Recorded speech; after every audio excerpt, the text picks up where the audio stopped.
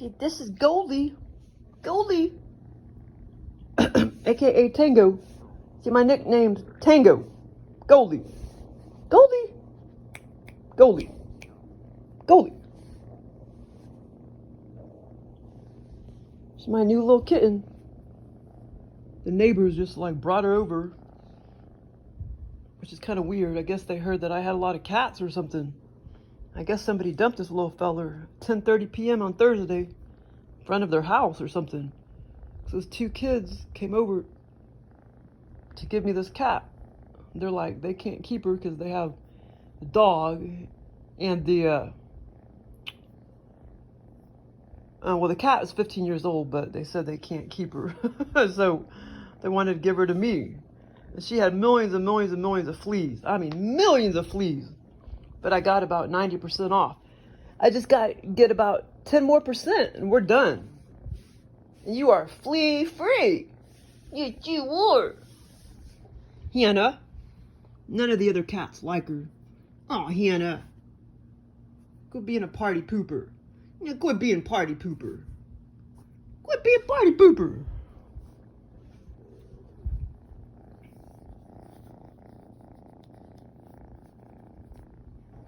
Okay, so I was trying to merge some videos, but I guess you can't delete them out of the folder first because I don't know, that iMovie dilly bobber.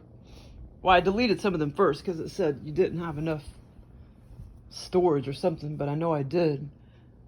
But anyway, I'll just do it all over again. So yeah, so that one video with the living, gosh, she looks like a dude. That one video with the living quarters. Oh, did I throw it? Oh, I think I threw it away. I talked about the little living quarters we lived in, and it did seem like there was kind of seemed like we did have a, you know, a small like roof or whatever, but I'm not positive. You know, like a, I don't know, tent type of roof or something. But basically they were just small little living quarters, you know, like I don't know, 12 feet by 12 feet, 10 feet by 10 feet. But there's one thing I forgot to say when I was on the island.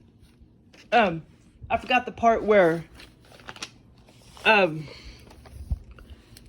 was looking at my, I was kind of leaning down looking at myself, like I guess I had a, it's kind of like I went out of body again or something in this OBEVR lucid dream, and I was looking at a double of me or whatever, and in my left ear, see, here's like the living quarters. This is the island. This was the island, and then this was all water, and that was all water, and then the island was just skinny, long, you know, 10, I don't even know if it was 10 yards, you know, 10 yards wide or whatever, and then we had these little, like, living quarters, well, you know, like, little living quarters, and, but I forgot to mention how I looked down at my ear, because like I said, I was kind of like, there was two of me or whatever, or I wasn't looking at a mirror or anything, but there was just kind of like a double of me, like as if I went out of body again, and I leaned down and I started looking at my ear, and all these little bugs and stuff started coming out of my ear, and it was kind of all gross and crusty looking. And I forgot to mention that part, and I know Joel got that from that movie I was watching. I mean, the show I was watching. 3%. I'm not done with it yet. That looks like a dude. I'm not done with it yet, but, yeah, I was watching last Friday about the, autopsies. Dr. G. Yeah, it's kind of interesting.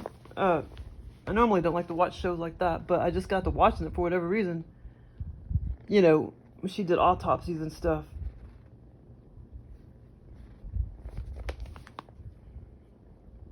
But yeah, so, yeah, it takes a special person to do that job, you know, because that's gross. Got to cut into people's bodies and stuff. But somebody has to do it. Yeah, ain't that right? Somebody's got to do it. But yeah, a lot of demons out there in human form.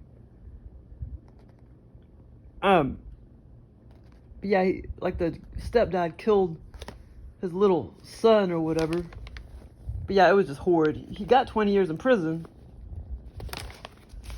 But yeah, it's always some stupid skank mom, finds his fucking boyfriend. And I think they said it was like 6 months previous. I guess they got married in that short period of time, or they wouldn't be calling the guy the stepdad.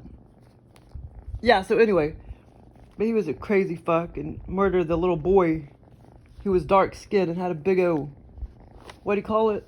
A birthmark on his face. But anyway, it was just kind of interesting, but I guess it's only on Fridays. I'll try to watch it again on next Friday. This is a different show. I'm not sure what that is. But all these shows used to be on cable, and now I get them on regular TV. Yeah, so I forgot to mention about the ear, and then the cake. The cake I told you about, it was like 3.5 feet tall and about 11 inches by 11 inches by 11 by 11 or whatever, square. And it almost seemed like the top of the cake was on a stool or what? Not a stool, but a little plant stand or something. That's what it almost seemed like. But it wasn't. When she brought me the cake, the whole thing was freaking cake. The whole thing.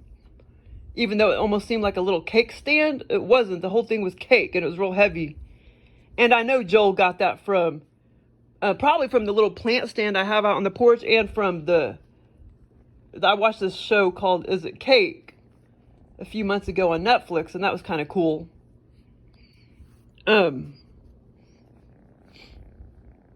Yeah, so that was what I forgot to mention about the ear and the little bugs coming out my ear. Okay, well then I had this other scenario, where, I was in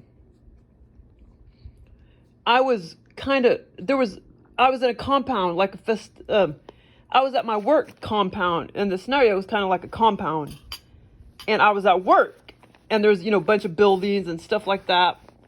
I don't know if it was actually, enclosed, a big fence around it, but it almost seems like it could have been. It was just kind of like a work compound where I worked with a bunch of buildings and stuff like that, and we were outside. I was outside walking around with coworkers, many coworkers, and we were just having like festivities, almost like a barbecue or something. But like we weren't having a barbecue. It was actually the only theme was that the 10 mile run was about to start, and the 10 mile run, and anyway, and the other main theme or whatever was basically the commissioner was in the scenario. What's his name? He's not a doctor. Chuck Reddig. Chuck Reddig. I think he's a commissioner. I think that's what he's called. The commissioner of the IRS, and he was in it. And so I was walking around, talking with my coworkers, which were mostly female, and then he kind of walks up, and I start glaring at him and stuff, and notice how he looked much younger in the scenario. He looked about 15 or 18 years younger in the scenario, and his hair was kind of curlier, short but curlier, and that was just kind of funny. And I was thinking in my head, like, wow, like I'm the only one here that hasn't been vaccinated. I knew all my other female coworkers, that I was around had been vaccinated, and I knew he had been vaccinated. And I was thinking all of this in my head. I was thinking like how, wow, he's about to go run the 10 mile run, and he just got vaccinated, I'm thinking, like that's real smart, because a lot of people that took the vaccine were sick and stuff, So I was having all those thoughts in the scenario, like he was about to go do the 10 mile run and stuff. And Joe got that from back 30 years ago when I did the 10 mile run. like in the Army. So he got that piece of information from 30 years ago in my brain. And in the scenario, I wasn't going to do the 10-mile run. I had no desire to do the 10-mile run, and I did not participate in the 10-mile run. And well, back then, I did actually participate back then in real life, but it was like retarded. I mean, I've never had a desire to do 10 miles. I always liked to jog a lot when I was younger, but I jogged no more than about 2.5. Yeah, that's the most I jogged, and kept me pretty thin and everything, even though I only did, 2.5 miles or whatever. But I never had a desire to do that many miles. And one time I did push myself, and I think I tried to do like 3.5 or something like that. And I actually, I remember spraining my hip joint. But yeah, I never had a desire to do that many miles, And so, and I didn't really do it seriously or whatever, the 10-mile jog. Most people just walked it. I can't remember how many miles I jogged before I just walked it. I can't remember that. But I know I didn't jog the whole fucking 10 miles. I had no desire to. It was right there around the Pentagon, White House. Isn't that called something, that whole compound? Well, anyway, maybe it's not, but it was in Washington, D.C. But that's funny that Joel took that piece of information, 10 miles, from 30 years ago in my brain, because I was not even thinking about that at all recently, or if I was, I don't remember. I did maybe have some fleeting thoughts of it several months ago or whatever, of the 10-mile run, I think I did maybe several months ago or whatever, but I wasn't thinking about it hardcore or anything. But yeah, they can take anything in your brain, even when you're 2 or 3 years old, and put it in your scenario, 50 years later. But anyway, so I was just having all these thoughts like, wow, I can't believe, I didn't say it verbally, I was just having these thoughts like, I can't believe they're about to do the 10-mile run. And I knew I was the only one there not vaccinated, and I knew that they were all vaccinated, even the commissioner. And in real life, I bet you $1 million he did get vaccinated, because they're all sheeps, There may be one person that's not, in the IRS that might not be, and they may be really, really way up there, and they probably did not get vaccinated, but there's maybe one person, that did not, and they may not even be, because of the position they're in, they may not even be hounded or anything to get vaccinated, like I was, since I'm considered a peon or whatever. So I got to go through all the fucking bullshit and go get a doctor's note. And I can't go to no mainstream, motherfucker. I mean, if it wasn't for that one doctor that was here, there's no way I would have been able to get it. If it wasn't for that, that one doctor, which I'm not going to mention his name, but, because the mainstream fucker, did I already say that? Mainstream fucks from Mercy or Cox. I mean, you think they're going to give you a fucking, you've been reacting to every motherfucking thing on earth, been having allergic reactions, and I'm going to give you a, what's it called? Documents to say that you don't have to get it done. I forgot what it's called. But anyway, no. 'Cause they're all fucking sheep motherfuckers. And like, I guarantee you that commissioner, he's a sheep. And I guarantee you he got vaccinated. But, Dr. Chuck Reddig. But like I say, I don't, wait a minute, let me think. Yeah, it's funny, if you go into the website, you go up the chain of command. Let's see, where did it stop? Did it stop? Yeah, see, it stops at him. It stops at him, as far as I remember. But there's still other, people above that. You know what I'm saying? And not directly working for the IRS, but there's other people above that or whatever. But anyway, so, well, of course, the aliens are on the top, above the pyramid. The aliens are above the pyramid, and they're the ones controlling everything, but they're invisible. But anyway, And like I say, what David Icke says, there's only 6,000, let's see, six? Yeah, I think he says there's 6,000 people that rule the world. But still, out of those 6,000, didn't he say only about a few hundred are even really enlightened out of those 6,000? Something like that. But anyway, yeah, so I was in this scenario for a long time, and it was fun. It felt like a different dimension and everything. That my virtual reality experiences, those feel like 3D. What I call the OBEVR lucid dreams, those feel like a different dimension.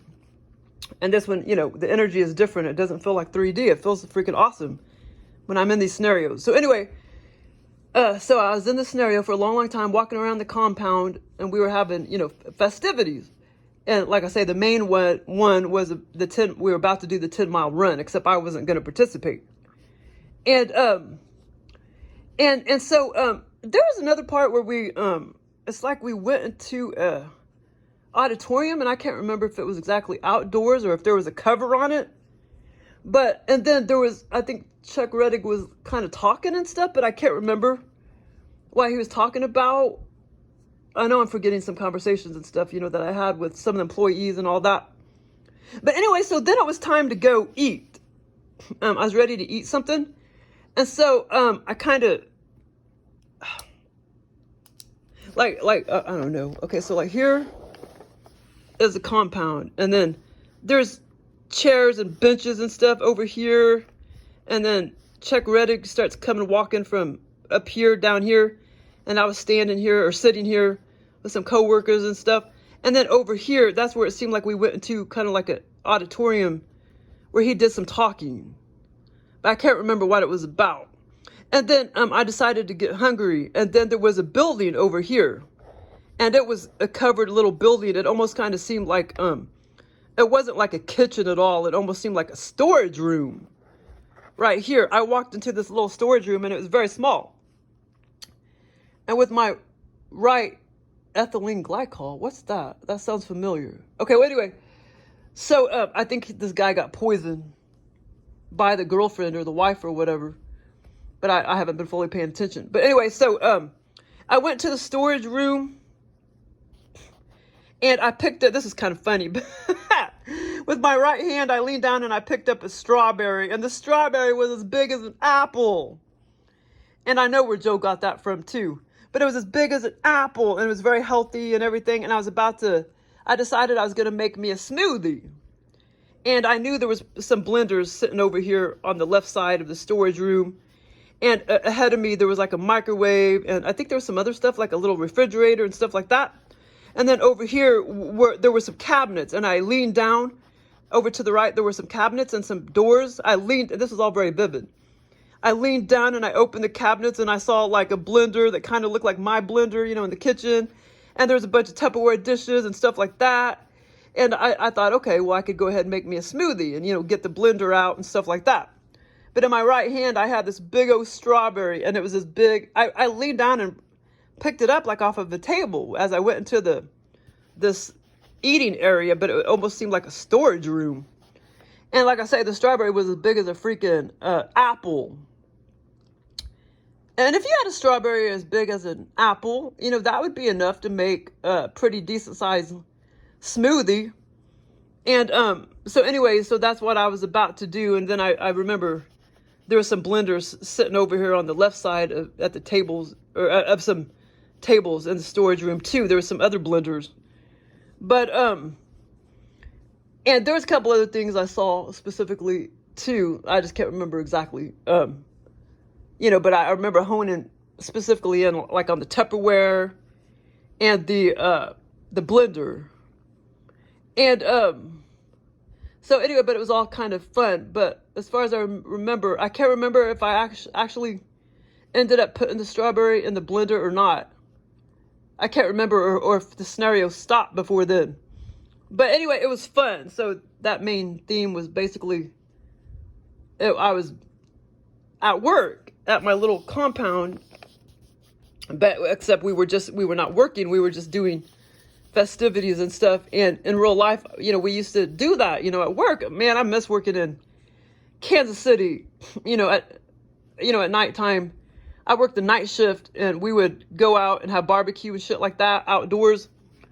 And it almost was kind of like a compound. It had a building that looked like a nursing home, and then it had another big building. And it was almost kind of like a compound. It didn't have a fence or anything around it, but it was almost kind of like a little compound in real life, And that was the exam building. It used to be a movie theater a long, long time ago, but that was in Kansas City. And so Joel was copying off all that and making the scenario for me. But man, because we used to get it 1 hour for that to go to the barbecue, and then you would get your 30-minute lunch break. So me and Jamisha, we would go AWOL a lot of the times and go way over to Wardenall Road and get Chinese food. And, we had plenty of time to do that because we had an hour and a half and nobody was really watching you. I mean, there would be over 100 people. On the night shift in Kansas City, there was still a lot of people on the night shift. There'd be 100 people or more walking around out here, managers and everything. And well, that was in real life in Kansas City. And then, like I say, Joel kind of made the scenario copying that sort of. But what was I gonna say? Yeah, like there was still a lot of people on the night shift, especially if you got that whole building, all the people and all of the units to come outside. That was a lot of people. So nobody really knew what you were doing. Nobody was really watching you. You know what I'm saying? Now, and Austin on the night shift was totally different. It was just us, and that was it. There were some other units upstairs, but we didn't do that sort of thing in Austin because there was just us. The only unit, the collections unit downstairs on the night shift, it was just us. The day shift, of course, would have been a lot busier, but I worked the night shift. And also, the Austin Service Center it made sense because the Austin Service Center was half the size of Kansas City. Kansas City Service Center had more than 6,000 employees. Austin only had like 3,000. Now, I don't know what the stats are. It's probably much less, much different now. But, so that was my experience, my OBEVR lucid dream that Joe created for me, with Chuck Reddig. And like I say, he was at least 20 years younger in the scenario, or 15 or 18, something like that. And his hair was like curlier. But then I had another, scenario this morning, and it was kind of fun. Oh, little Goldie's sleeping. He's sleeping.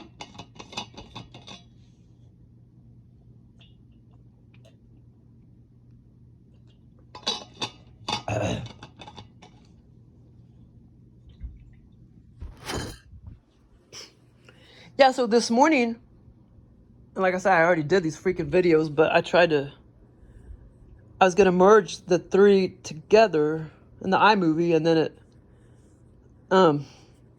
but it said I didn't have enough storage, so I went ahead and deleted some of the videos in my folder, and then I guess you can't do it like that, because then it couldn't, when you downloaded the iMovie, it needed to know that those other videos, that's where they were at permanently in that folder, but I had already deleted them, so it didn't work. So that's what I'm talking about them again. Okay, so anyway, so that's got to be a man. You know how there's trannies everywhere, and a lot of these people, that may not be the real mom of that son. A lot of these people may not be, so they could be getting trannies and stuff to play those parts. That's possible. But that really could be a woman, because a lot of women, when they get older, they start looking like men, because they lose all their female hormones. And so they start getting more masculine looking, which that makes sense. And, men get the opposite.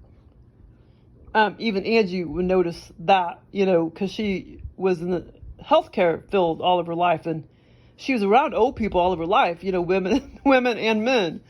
and how men would get more feminine, you know, because they lose all their male hormones when they, you know, when they get 80, 90, 100 years old, you know. But yeah, so okay, so this morning I was walking around Aldis, and this Aldis was a big Aldis, and it was in a strange town, and it was a, you know, strange Aldis. It didn't feel like Aldis at all in 3D or whatever. But sometimes it does. Sometimes the scenarios, I know, like I'll know exactly. Like one time I had a big, long, drawn out scenario. I was walking around Aikens, and it felt, you know, pretty much, and you know, I could tell that it was Joe was copying off the Aikens up the street. But in this scenario, well, actually, the only Aldi's I know of that he could have been maybe copying off of was that one in Kansas City, and I wasn't into going to Aldi's back then. But that Aldi's was large. It was pretty big. And so that would be the only one I could think of that he might have been copying off of, the Aldi's from that one in Kansas City that I walked into a long time ago. And it was much bigger than most of them. But yeah, in the scenario, it was a much different Aldi's, and it, you know, didn't really feel like, it didn't feel like 3D dimension. Felt like a different dimension. And like I say, it didn't really seem like Joel was trying to copy off any Aldi's that I go to, you know, all the time now. But it's possible he could have been going from my brain from that one in Kansas City, maybe. And I just now thought about that. But anyway, but in the scenario, it was even much bigger than that. And he could have been going by a little bit of, when I walked into the new Hy-Vees too, a little bit of that grocery store as well. And it's pretty large too, that Hy-Vees. But anyway, so I was walking around Aldi's forever and ever, and I went over to the right. I went over to the first aisle. I went down the first aisle. Over to the right, there was a boyfriend and girlfriend standing there. And they had this they had two pizzas. To the left was the big pizza. I mean, it had to be like a 24-inch pizza. The one on the right was a little smaller. The one on the left, the crust was real gummy and thick all around the edges. And then the pizza on the right was a little smaller and didn't have quite the gummy crust and stuff. And somehow I didn't know the woman, but somehow I knew him. And he was kind of familiar to me. I can't remember who Joel was copying off of, but he was kind of familiar to me. And they were looking at the pizza, deciding what pizza they were going to buy. And I tried to tell them, you know, go ahead and buy that bigger one there, you know, because the crust around the edges looked much gummier. And it kind of caved, up the crust, and it was just kind of real gummy and stuff. And so I told them to buy that pizza. So, but like I said, I knew the man, but I didn't know the woman, but they were like husband and wife, as far as I remember. So then I kind of started shopping, and there was only about 6 things that I was going to get. Because normally when I go to the store, you know, in real life, I buy limited things.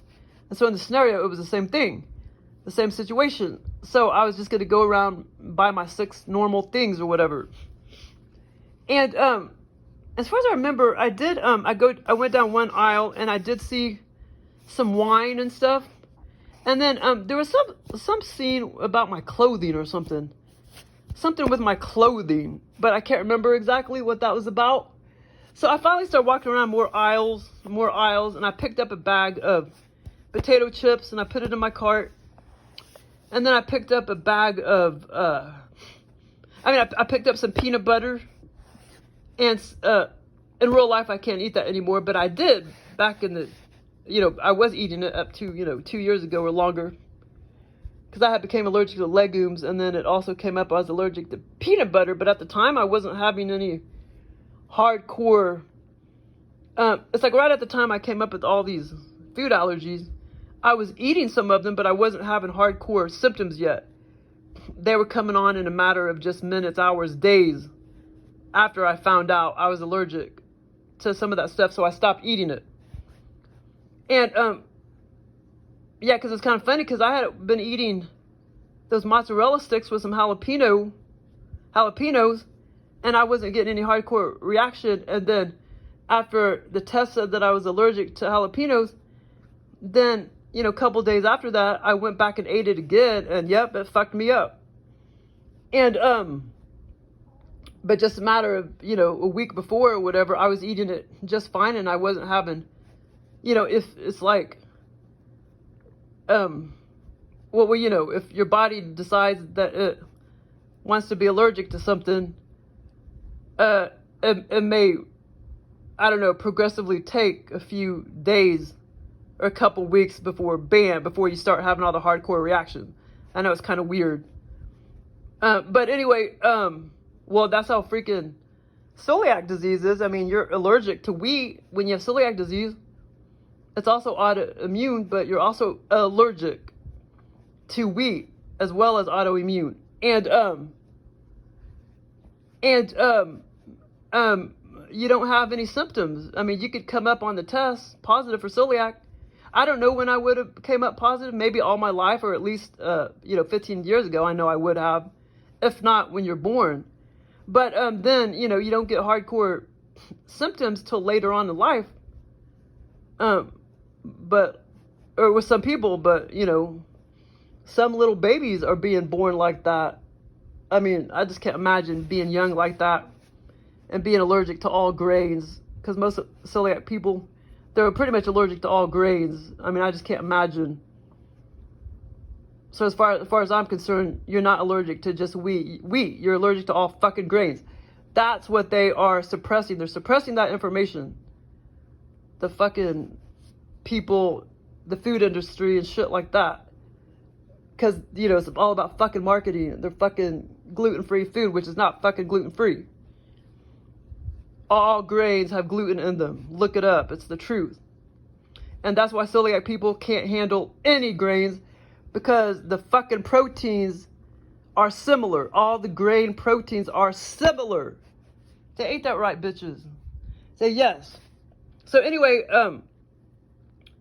so basically, so I went down the aisles and shit. Got some peanut butter. I got about 6 things. I got a package of, this is all very vivid. I was looking at all the shelves, and I was looking at all the potato chips, and I got a bag of potato chips and threw in my cart peanut butter. And then there was like 3 other items. And then I started walking around some more aisles. And I eventually somehow walked back to where the carts were. And like I said, I was walking around with the smallish cart. It wasn't a real big cart. I was walking around with the smallish cart, kind of big, but not big like the ones you see at Walmart now. And I went back to the cart area where all the carts are stationed. And I saw, for whatever reason, at one point, I went back to the carts, wherever the carts, were stationed, right there at the front. And before I started looking for my last item, which was the almond crisps. And so I went back to the cart area where all the carts were at, and I looked at one of the carts, and there was a small little small little, as big as Goldie, a small little white dog. And I felt like Joel was trying to make it seem like a poodle, but it wasn't exactly a poodle. It could have had some poodle in him, but it was kind of like a little white doggy. And like I said, I felt like Joel was trying to make it a poodle.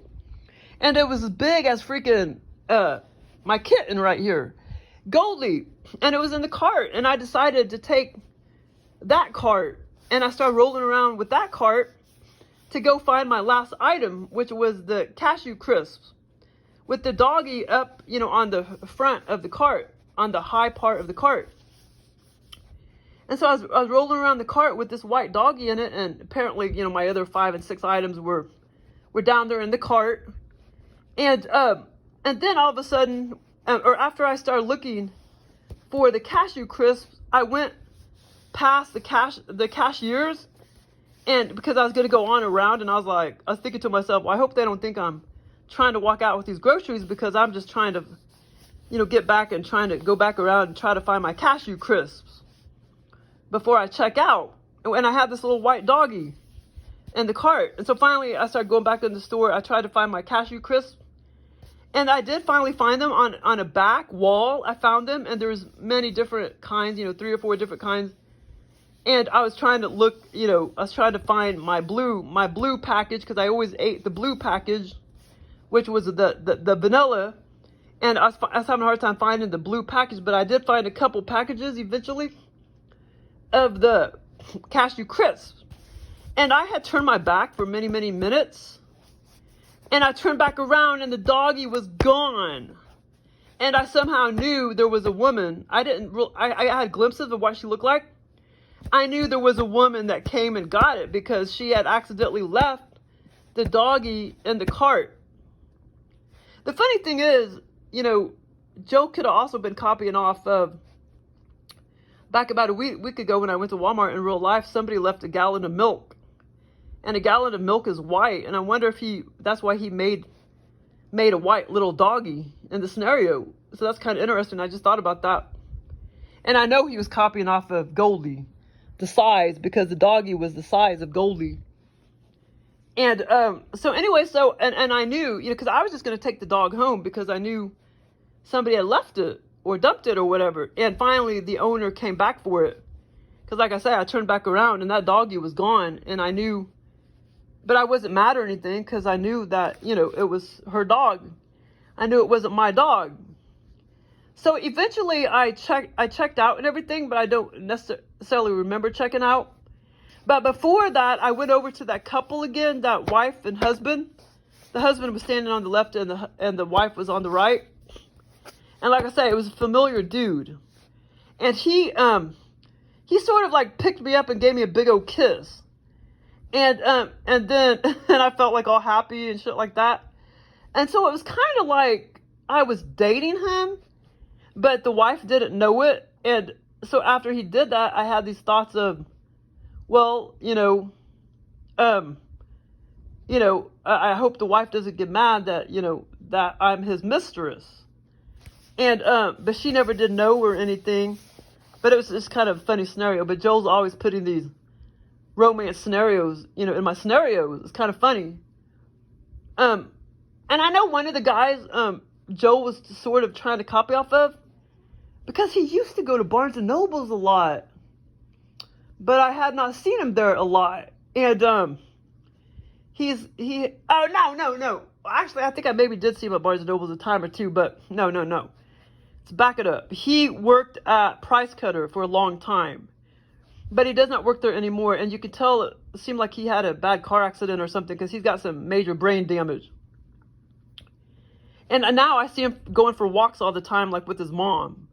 And sometimes he's walking by himself. But he used to work at Price Cutter, but like I say, he's kind of, he's got some serious brain injuries.